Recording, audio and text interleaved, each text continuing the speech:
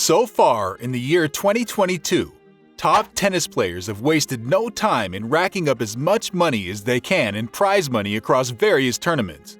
With the pocket size of top players a topic of debate amongst the fans, it's no surprise that the best of the best strive to achieve the best in cash prizes as they can. Although most of the people on this list earn as low as less than 10% of their earnings from prize money, the value of their winnings on the court cannot be overlooked. They definitely put in the work to measure up to and be the big names. In this video, we'll be talking about the top 10 highest paid tennis players in 2022. The players on this list have excelled as much as possible, with some of them going through one obstacle or the other. Those obstacles, however, do not seem to interrupt the flow of their earnings, as they continue to find means to be relevant. So sit back and relax as we bring to you the top dogs in tennis earnings for 2022. The world of tennis has evolved over the years, and everyone is trying to make a name for themselves, and everyone wants to be called the big shot in the game. Over time, people have proven themselves to be participating in big and minor tournaments. All these tournaments, from the least to the highest, have ranking points they give depending on how it is won, and also have money each athlete wins depending on the rounds they win. Without wasting much time, let's dive in. At number 10 on the list, we have Marin Cilic. The Croatian international tennis player became a pro in 2005 and got involved in many tournaments. He earned his highest world ranking in 2018 after winning the Davis Cup and rose to third highest ranked player. Currently, Marin is the 16th highest ranked player in the world and has 20 career titles. The 33-year-old player is recognized as one of the greatest Croatian players alongside Goran Ivanovic. Marin has won the Grand Slam once during the US Open in 2014. While he has made it to 2 other finals, 2 semifinals, and 8 quarterfinals, he has had an impressive experience in his career, with winnings totaling $30.5 million, where he has earned $1.4 million and still counting from just this season alone. Pretty impressive. At number 9, we have Andre Agassi. One would wonder how the former tennis player who retired in 2006 is still on the list of highest paid players in 2022. Throughout his career, and even before he turned pro, Agassi won many junior national titles in the US. After going pro, he won many tournaments, including a total of 8 Grand Slams, and he is recognized as one of the 8 men to achieve a career Grand Slam. Throughout Agassi's career, he ensured to make a new record as he rode along. He was the first man to win all 4 Grand Slams on 3 surfaces, the first of 2 to achieve a career Golden Slam, and the only man to win a career Super Slam. Agassi's records have been outstanding. He was world number 1 for 100 weeks throughout his career, and all these raked in a total of $31.1 million in cash money. At number 8, we have David Ferrer. Ferrer played professional tennis for 19 years. He turned pro in 2000 and retired in 2019 after he lost his tournaments at the Madrid Masters to Alexander Zverev, who he now coaches. Ferrer is one of the agile, more dogged and fit players on tour, and he has won many matches with great fitness, determination, and doggedness. His speed helps him return his opponent's shots quickly, even before they gain balance, and some regard him as the best returner in the game. Throughout his career, he was usually very close to tournament finals or even got there once.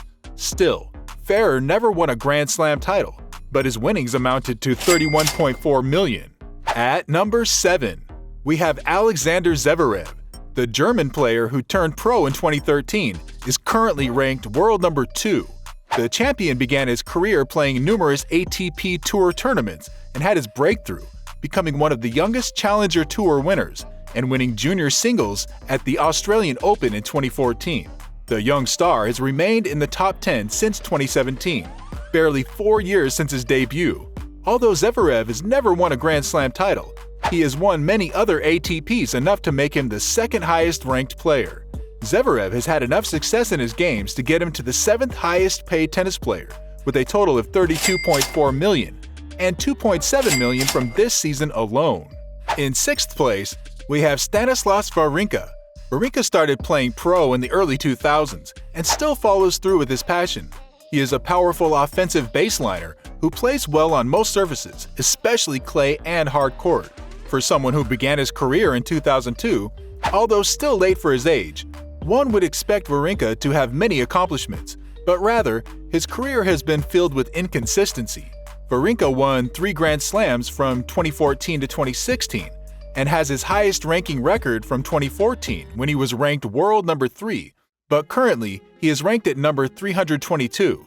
Stan is one of only 2 men to have not been ranked higher than number 3 after winning 3 Grand Slam titles. He still partakes in tournaments and has already won a quite impressive total of $35 million, with roughly $280,000 this year. At number 5, we have Pete Sampras, the 14 times Grand Slam winner, who turned professional in 1988 and retired in 2002, is regarded by many as one of the greatest tennis players in the history of the sport. He is considered to play excellently on all courts and is remembered for his serve and volley technique. Sampras was ranked world number 1 in 1993 and held tight on the position for 286 weeks, which is the 3rd all-time, following behind Roger Federer and Novak Djokovic.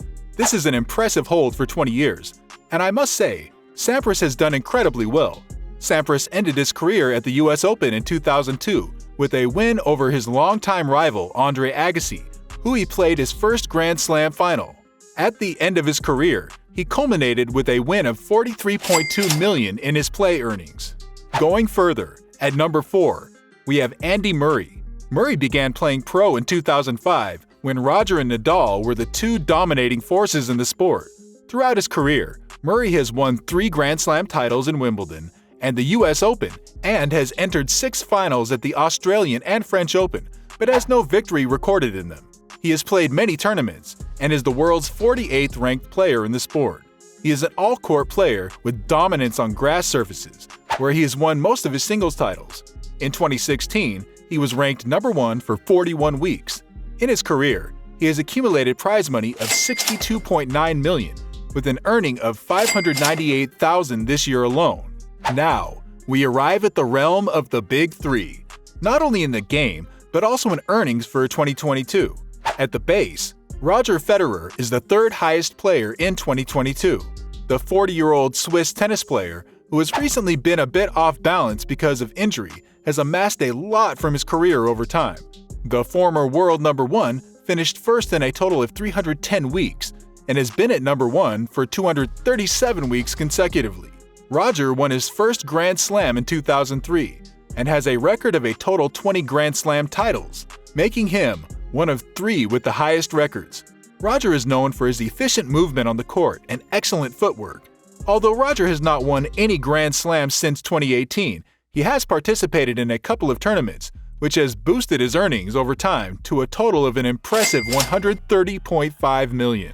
Sitting tight at number 2 is the King of Clay, Rafael Nadal, the world number 3 player who turned pro in 2001 and started winning Grand Slams in 2005, just 4 years after, has been unstoppable. He played many junior tournaments in the early stages of his career until 2005, when he became a big deal and competed with the legend Roger Federer. Rafa is a self-acclaimed all-court player, where others claim he is dominant on clay, where he earned the title King of Clay, with a record of 81 consecutive wins on it, holding the highest ever wins since the Open era. Rafa has played amazingly well throughout his career and has the highest record of 22 Grand Slam titles. With all the earnings from his Grand Slams and many other tournaments he has participated in, Rafa has a total of $131.3 million, with $6.4 million of that from this season alone. I'd like to believe by now we can all guess who the person with the highest pay is. Yep, you thought right. The Joker himself, Novak Djokovic. The former world number 1, currently ranked at number 6, has had an interesting year with tournament bans because he refused to take the vaccine. He now takes the lead as the man with the highest number of weeks at world number 1, with a record of 373 weeks. He has 21 Grand Slams, with the last one snatched at the just concluded Wimbledon. Even if Djokovic does not participate in any tournaments again until the end of the year, he is leading as the highest paid tennis player with a huge gap. It'll be anybody's imagination to surpass his earnings. Well, anybody but the Big Three.